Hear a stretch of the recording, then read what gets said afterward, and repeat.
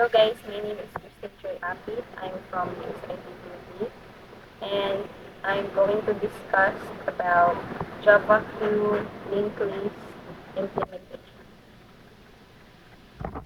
So this line defines a public class named QLL implementation. Yan, kanin siya, mo ni ang entry point sa program. Yung kaning linked list queue, kanin siya, mo ni ang gamiton aron magbuhat o pila ka mga operations sa queue. So kani nga linya kay kani in queue.enq nag-add ta og 6 nga value sa queue using the enq method kani assumption ato siyang gibukngan. Then ang kaning kuan kani nga line siya nga line kay this calls the print underscore front rear para ma-print niya ang value na nasa front o sa rear na nasa queue. Then sunod na po kay mag-add na po o 12 na value, then another 24. Yung kaning q.bq, yung kaning q.bq mo ni siya ang method nga mo call para i-remove, then i-remove and i-return ang element nga nasa front sa queue.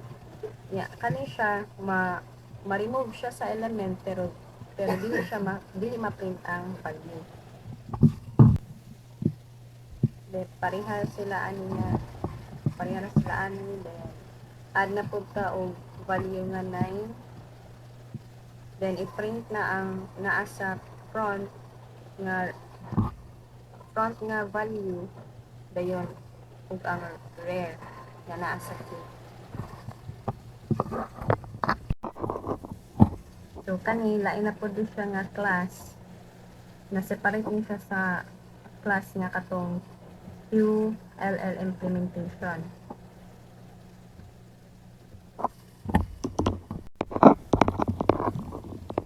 Yan kanina pud nga linya kay nag-declare ni siya og variable which is front of ang rear para matrack ang katong front ug ang rear nga nodes nga naa sa queue.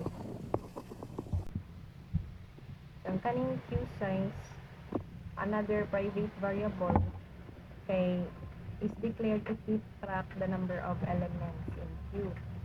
Okay. So kanina pud nga line kay this defines a private inner class named node within the linked list queue nga class. Each node contains an integer or data and a reference to the next node which is gitawag og next.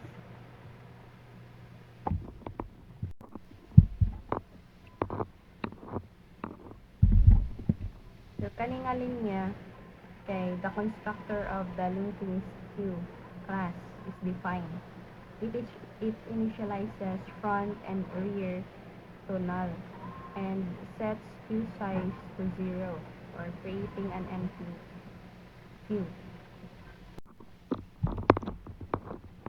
Ang kaning public void in queue, yung close and open parenthesis, ang sulod kay ay empty. Kani siya kay method nga mo add og elements sa queue. It takes an integer data as input.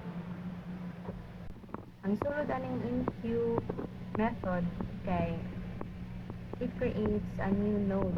Nag-assign siya sa data and it updates the rear reference to point to the new node. Then if the queue is empty, it also updates the front. Another line kaning public void print underscore front var mo ni siyang method nga mo use para i-print ang values sa elements nga naa sa front and rear nga queue. Kaning public int bq mo ni siyang method nga mo remove and return sa elements nga nasa front sa queue. So then i-update ni ang front nga reference, then i-adjust ang rear if ang queue kay becomes empty. Kaya kaning public boolean is empty, close and open parenthesis, may siyang method na mo check whether ang queue kay empty by examining the queue size variable and returns to the boolean value. So ato siyang i-run, mo ni siyang mugawas, mo ni siyang output.